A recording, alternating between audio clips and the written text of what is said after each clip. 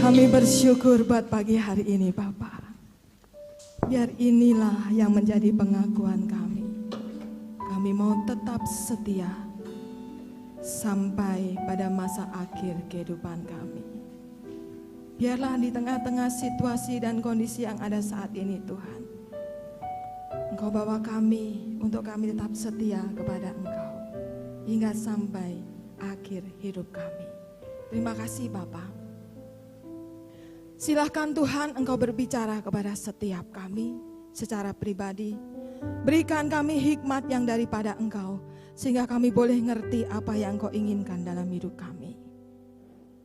Terima kasih Tuhan, terima kasih untuk kesempatan yang sungguh sangat indah yang Engkau berikan bagi kami. Terima kasih Engkau masih memberikan kesehatan dan kekuatan bagi kami. Engkau memberkati setiap kami semua yang berkumpul di tempat ini Tuhan, di gerejamu. Demikian pula Engkau juga memberkati setiap anak-anak-Mu yang di rumah yang mengikutinya secara live streaming. Terpujilah nama-Mu Tuhan Yesus. Kita semuanya yang diberkati berkata amin. Silakan duduk Bapak Ibu saudara kasih dalam Tuhan. Shalom. Bagaimana kabarnya? Oke, luar biasa ya. Allah kita yang luar biasa juga yang memberikan kesehatan dan kekuatan kepada kita semuanya. Haleluya. Ya, oke. Oh, sudah muncul rupanya ya. Nah, tokoh ini sudah selama 2-3 minggu ini riwa-riwi begitu ya di timeline televisi, di medsos dan sebagainya ya. Jadi ini tokoh yang sangat famous atau sangat terkenal beberapa minggu ini. Mengapa dia sangat terkenal? Dia terkenal karena kenyinyirannya ya, karena kesukaannya itu ngerasani, kalau dalam bahasa Jermannya itu senengin ngerasani ya. Tapi justru karena kesukaannya itu dia menjadi tokoh yang sangat terkenal. Ya, kalau beberapa minggu yang lalu saya tokohnya adalah seorang laki-laki, ya ini gantiannya perempuan. Dari film yang berbeda pastinya. Yang satu filmnya dalam bahasa Inggris, nah yang ini dalam full bahasa Jawa. Jadi kalau Bapak Ibu coba lihat ya di portal berita ataupun mungkin di medsosnya, ini namanya adalah Butejo. Iya, ya. Jadi kalau orang yang nyinyir sekarang itu, yang suka julid, yang suka ngerasani, yang suka gibah itu seringkali disebut namanya jadi Butejo. Ya, jadi teman saya yang satu grup di mana saya mengajar itu, jadi saya ada tiga jenjang, kelas 3, kelas 4 dan kelas 5, dan di grup kelas 5 itu ada satu yang diberi julukan Butejo. Bukan nyinyir seperti Butejo yang heboh begitu ya, tapi teman saya ini memang dia luar biasanya nyinyirin temannya yang kalau misalnya begitu ya, dia ngirim tugasnya itu terlambat, terus kemudian dia selalu akan, ayo Miss, ini tugasmu mana? Ayo Miss, ini jadwalmu mana? Ini besok minggu depan kamu mau ngajar apa? Itu kesukaannya dia. Makanya akhirnya teman-teman itu menjuluki dia dengan nama Butejo ya. Dan karena kejulitannya itu, makanya Butejo ini sangat terkenal dan bahkan diundang oleh beberapa stasiun televisi ya. Nah, pagi hari ini kita tidak akan membahas tentang Butejo, tapi kita akan belajar bersama-sama tentang kebenaran firman Tuhan yang diambil di dalam, ya ini judulnya dulu, siapakah kita menghakimi sesama. Dari Roma 14 ayat 1 sampai 12 kita akan membacanya secara bergantian. Kalau tadi waktu ibadah yang pertama bagian ayat yang ganjil adalah saya, tapi sekarang saya mau balik. Jadi bagian yang ganjil adalah Bapak Ibu Saudara semuanya, dan saya adalah bagian yang genap. Oke, silahkan semuanya 1, 2, 3. Oh belum? Ya oke. Saya terlalu cepat ya. Oke, silahkan Bapak Ibu Saudara semuanya. Roma 14, Bapak Ibu Saudara ayat yang ganjil, saya yang genap. 3, 2, 1.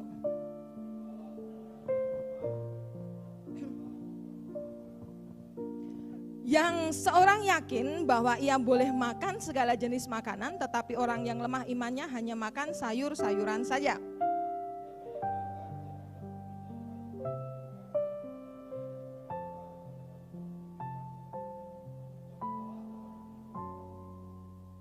Siapakah kamu sehingga kamu menghakimi hamba orang lain? Entahkah ia berdiri, entahkah ia jatuh, itu adalah urusan tuannya sendiri. Tetapi ia akan tetap berdiri karena Tuhan berkuasa menjaga dia terus berdiri.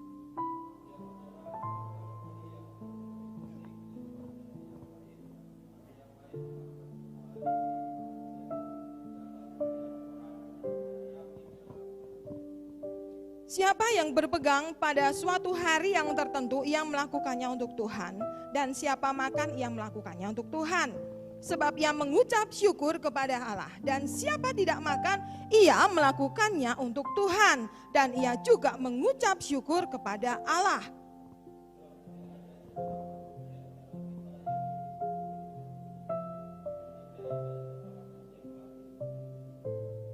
Sebab jika kita hidup untuk Tuhan, dan jika kita mati untuk Tuhan. Jadi baik hidup atau mati, kita adalah milik Tuhan.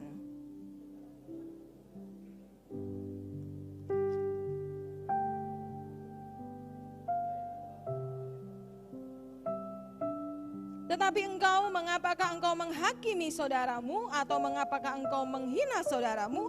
Sebab kita semua harus menghadap tahta pengadilan Allah.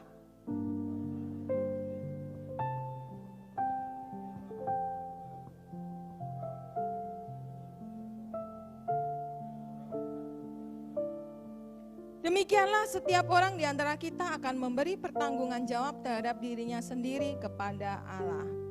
Amin. Bersama-sama pagi hari ini kita akan belajar siapakah kita menghakimi sesama. Jika kita tadi membaca dari Roma 14 ayat 1 sampai ke 12, di situ secara garis besar mengupas perbedaan antara orang yang mempercayai hari yang baik dan hari yang nggak baik.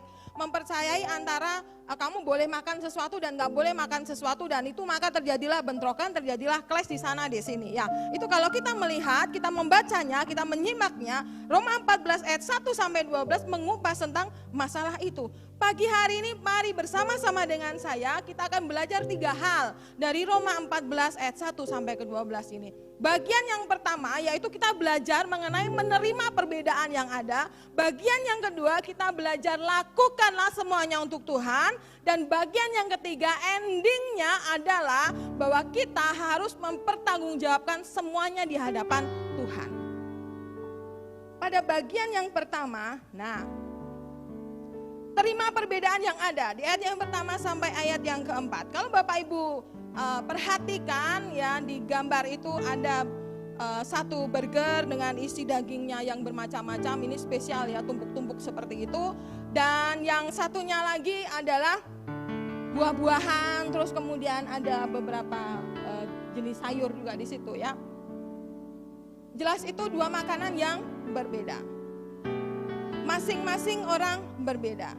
Tapi di sini kita mau belajar bersama-sama pada bagian yang pertama, terimalah perbedaan yang ada. Karena dari awal Tuhan menciptakan kita adalah berbeda. Laki-laki dan perempuan. Bukan perempuan dengan perempuan. Bukan laki-laki juga dengan laki-laki. Tuhan menciptakan perbedaan yang ada supaya kita belajar. Supaya kita bisa menerima perbedaan yang ada. Bukan kemudian semuanya disamaratakan. Bukan semuanya akhirnya memaksakan diri kita untuk semuanya harus sama. Semuanya harus warnanya merah, warnanya putih, warnanya hijau, warnanya kuning. Ayat yang pertama hingga ayat yang keempat tentang menerima perbedaan yang ada.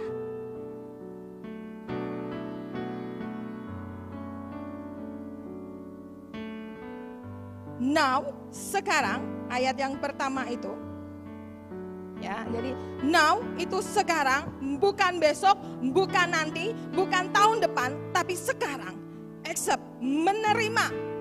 Jadi sekarang kita harus menerima, bukan menolak, bukan mempergunjingkan, bukan gibah, ya, the one who is weak in faith.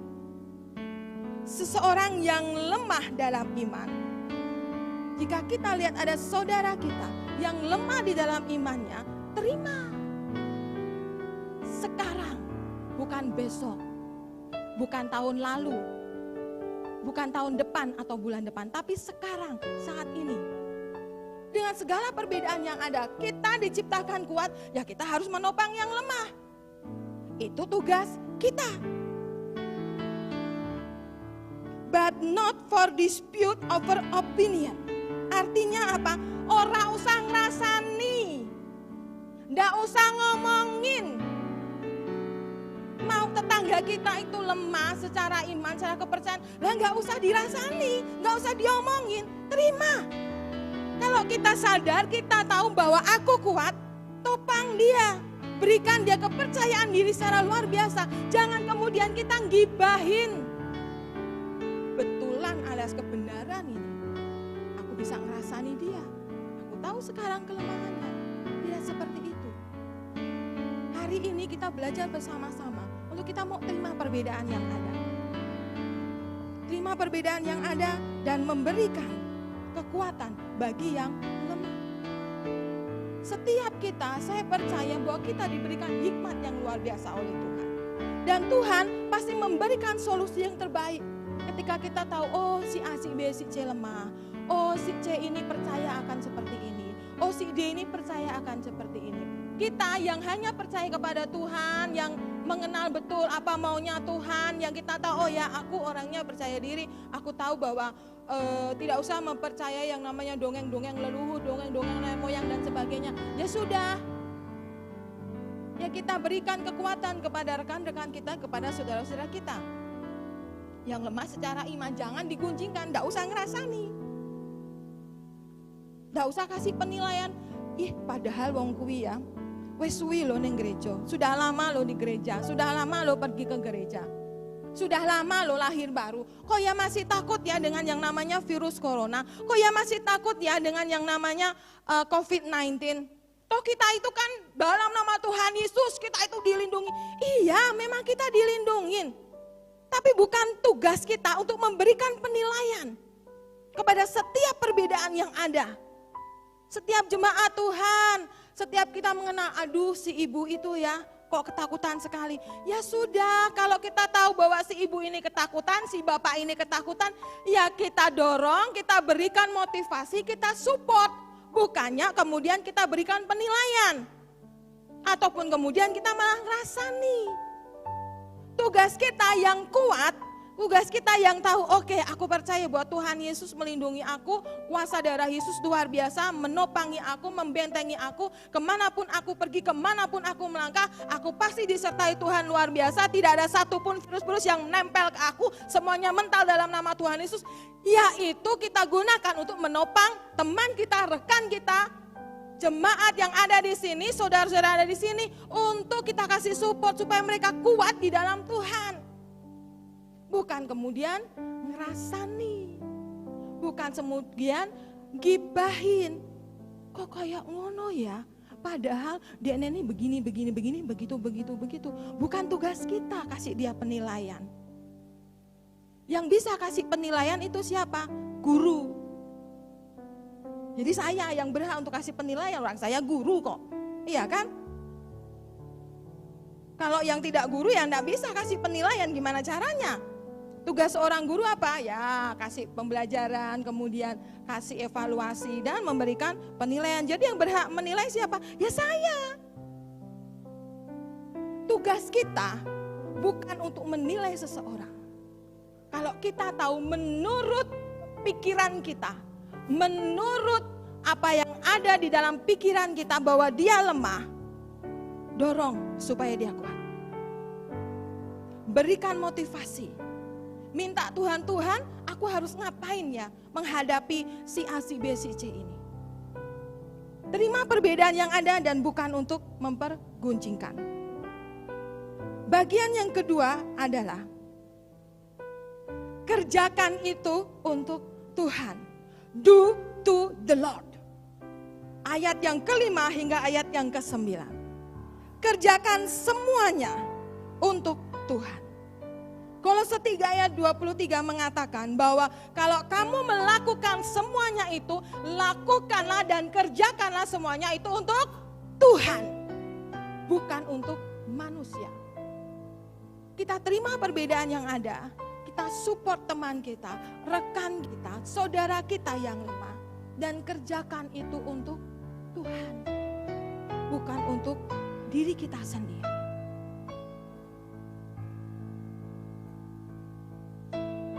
Segala yang ada, yang kita lakukan, kerjakanlah itu untuk Tuhan. Kalau kita menyimak di ayat yang kelima, yang seorang menganggap hari yang satu lebih penting daripada hari yang lain, tetapi yang lain menganggap semua hari sama saja. Hendaklah setiap orang benar-benar yakin dalam hatinya sendiri. Kalau Bapak Ibu Saudara tahu bahwa si ini lebih mempercayai ini, ya sudah, biarkan dia mempercayainya. Jangan kemudian karena kita tidak setuju, seperti tadi yang saya katakan, kita ngerasa nih, Paulus mengingatkan kita pagi hari ini. Tuhan mengingatkan kita lewat tulisan Rasul Paulus. Kalau kita menyimak di ayat yang ke-6, ayat yang ke-8, menekankan lakukanlah itu untuk Tuhan. Ketika kita mengerjakan bagian kita, lakukanlah itu untuk Tuhan. Ketika saya tahu teman saya kesulitan, ketika saya tahu teman saya sedang menghadapi permasalahan, sedang patah hatinya, sedang hancur hatinya, saya hanya bisa tanya ke Tuhan, Tuhan, aku harus ngapain? Kalau aku memberikan penghiburan ke dia, bentuk penghiburan yang seperti apa yang aku bisa kerjakan? Hanya itu yang bisa saya kerjakan. Karena kalau misalnya saya ngomongin dia, ya kamu harus tetap kuat ya, kamu harus tetap berdoa ya, kamu tetap ya harus begini ya, begitu ya. Ya oke, saya bisa kerjakan itu. Tapi kadang-kadang ketika orang sedang sedih hatinya, dia tidak butuh ya. Dia kadang-kadang cuma butuhnya apa? Didengerin. Ya sudah, saya dengarkan saja. Ketika dia sudah habis selesai dengan segala permasalahannya, baru kemudian oke, yuk berdoa. Oke, yuk ngapain, misalnya ajak jajan atau apalah seperti itu. Kalau kita tahu saudara kita lemah, kalau kita tahu saudara kita dalam satu hal yang tidak, menurut kita hal yang tidak benar, dan menjadi tugas kita untuk mencoba untuk membenarkan, kerjakan itu. Dan kerjakan itu untuk Tuhan, bukan untuk kita sendiri. Karena ketika kita mengerjakan untuk Tuhan, pasti kita mau kasih yang terbaik dong, ya kan Bapak Ibu ya. Ayat yang ke-6, siapa yang berpegang pada suatu hari tertentu ia melakukannya untuk Tuhan, dan siapa makan ia melakukannya untuk Tuhan sebab ia mengucap syukur kepada Allah, dan siapa tidak makan ia melakukannya untuk Tuhan dan ia juga mengucap syukur kepada Allah. Sebab jika kita hidup untuk Tuhan, dan jika kita mati untuk Tuhan. Jadi baik hidup atau mati kita adalah milik Tuhan. Jadi segala apapun yang kita lakukan dan kita kerjakan semuanya untuk Tuhan. Ketika kita mendasarkan apa yang kita lakukan untuk Tuhan, maka kita pasti akan mengerjakan yang terbaik. Dan bukan kebalikannya. Yang untuk Tuhan pasti harus totalitas dong. Bukan setengah, bukan seperempat. Tapi full. Ketika kita mau tolong saudara kita, ketika kita mau tolong teman-teman kita yang sedang dalam kelemahan, kerjakan semuanya dengan sebaik mungkin. Kalau ku hidup bagimu, ya kerjakan itu. Hatiku tetap menyembahmu. Kalau kita mau hidup buat Tuhan, ya hidupilah itu. Kerjakanlah itu dengan sebaik mungkin. Tuhan pasti akan taruh hikmat atas kita semuanya.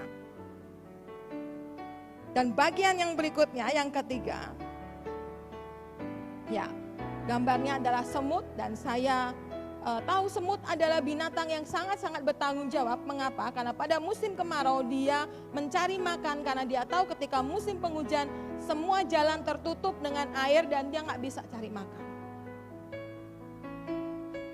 Bagian yang ketiga, endingnya adalah bertanggung jawab secara pribadi kepada Allah. Ayat 10-12. Hati-hati ketika kita suka ngerasani, ketika kita suka gibah, ketika kita suka nyinyir dan julitin orang, seperti Bu Tejo, apa yang kita lakukan? Endingnya kita bertanggung jawab secara pribadi kepada Tuhan. Mungkin suami kita, istri kita, anak kita, menantu kita, ataupun mungkin orang tua kita nggak tahu yang kita kerjakan. Tapi endingnya semuanya dipertanggungjawabkan di hadapan Tuhan. Ketika kita mengerjakan yang terbaik untuk Tuhan, maka senang dong kalau kemudian Tuhan bilang, sabatlah engkau hambaku yang baik. Itu satu kehormatan yang luar biasa.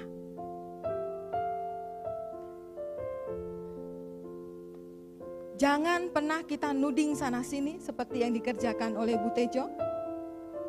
Dengan dia ngerasani Mbak Dian yang punya berbagai macam barang yang bermerek.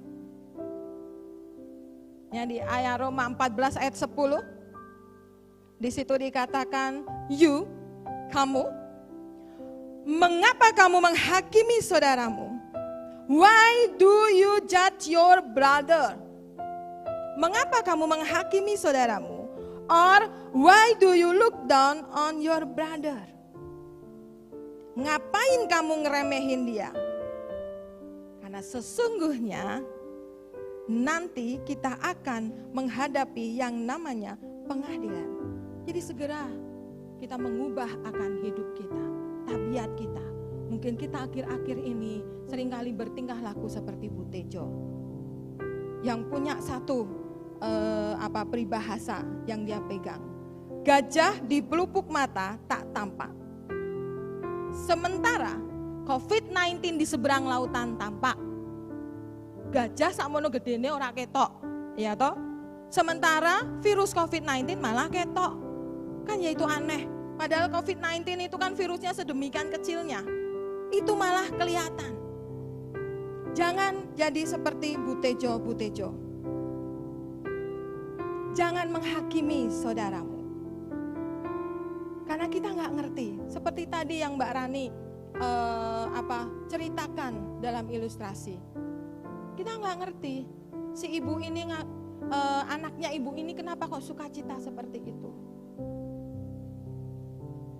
Jadi jangan menghakimi orang-orang. Karena kamu nggak tahu. Karena kita nggak tahu. Sebenarnya dia sedang dalam pergumulan apa. Jikapun engkau tahu dia dalam pergumulan apa, tugas kita adalah membantu, memberikan kekuatan. Karena Tuhan menciptakan yang lemah dan yang kuat. Tugas yang kuat adalah menopang yang lemah, bukan malah membanting, bukan malah belecekin, bukan malah kemudian diinjak-injak sampai sedemikian. Tugas kita menopang, menerima perbedaan dengan sebaik-baiknya dan kerjakan semuanya untuk Tuhan. Karena ketika kita mengerjakan semuanya untuk Tuhan, maka endingnya adalah kita terima yang terbaik yang dari Tuhan. Dan sebelum kita menghakimi orang-orang, menudingkan telunjuk kita kepada seseorang, ingatlah mengintrospeksi diri kita sendiri. Sebelum kita menghakimi orang-orang, karena kita tidak tahu dia sedang dalam pergumulan apa. Ada percakapan antara ikan dan kura-kura. Saya akan bacakan kepada Bapak Ibu semuanya di akhir untuk perenungan firman kita pagi hari ini. Seekor ikan bertanya kepada kura-kura, "Mengapa setiap kali kamu mengalami masalah selalu bersembunyi masuk ke dalam cangkangmu?" Kura-kura menjawab, "Apa penting pertanyaan itu?" Aku jawab. Ikan berkata, "Semua makhluk di perairan ini mempertanyakan sifatmu yang selalu bersembunyi jika ada masalah." Kura-kura berkata, "Komentar orang lain apakah penting? Aku tidak menghindar, aku tidak lari dari kenyataan. Aku hanya mencari suasana yang lebih damai di dalam cangkangku." Ikan bertanya lagi, "Tetapi apakah kamu tidak peduli selalu jadi bahan pembicaraan?" Kura-kura menjawab, "Inilah alasan mengapa aku lebih panjang umur daripada kalian. Kalian terlalu sibuk mengurusi kehidupanku sampai kalian lupa mengurus diri kalian sendiri. Kalian terlalu sibuk memperhatikan diriku sampai kalian lupa siapa diri kalian." Dalam hidup ini kita sendiri yang menentukan pilihan. Berbuatlah yang terbaik dan biarkanlah orang lain mau berkomentar apapun. Orang yang menyukaimu tetap akan membenarkanmu sekalipun kamu keliru. Sebaliknya, orang yang benci sama kamu akan menyalahkanmu sekalipun kamu benar. Berapa banyak waktumu terbuang hanya untuk mengurusi kehidupan orang lain, sehingga kamu lupa pada dirimu sendiri, kapan harus makan dan kapan harus beristirahat. Sayangi dirimu dengan lebih peduli pada urusanmu sendiri, sebab engkau akan menjadi orang yang selalu kekurangan saat kamu selalu ingin tahu urusan orang lain. Semoga kita jangan terkecoh dengan apa yang orang katakan tentang perbedaan. Jadilah diri kita sendiri, jadilah pribadi yang baik. Terus-meneruslah berbuat baik. Bagian yang pertama tadi, terima perbedaan yang ada. Bagian yang kedua, kerjakanlah untuk Tuhan. Karena ketika kita mengerjakan untuk Tuhan, endingnya semuanya akan memperhadapkan di hadapan Tuhan, di hadapan pengadilan Tuhan. Kita mungkin bisa mengerjakan hal yang tidak baik, mengerjakan hal yang buruk, tidak menerima akan segala perbedaan yang ada. Tapi pagi hari ini pesan Tuhan sedemikian hebatnya, sedemikian kuatnya, supaya kita bisa menopang teman-teman kita, rekan-rekan kita yang lemah. Mari kerjakan semuanya itu dengan sebaik mungkin untuk Tuhan. Supaya ketika akhirnya Tuhan berkata kepada kita, sabaslah engkau hambaku yang baik. Amin.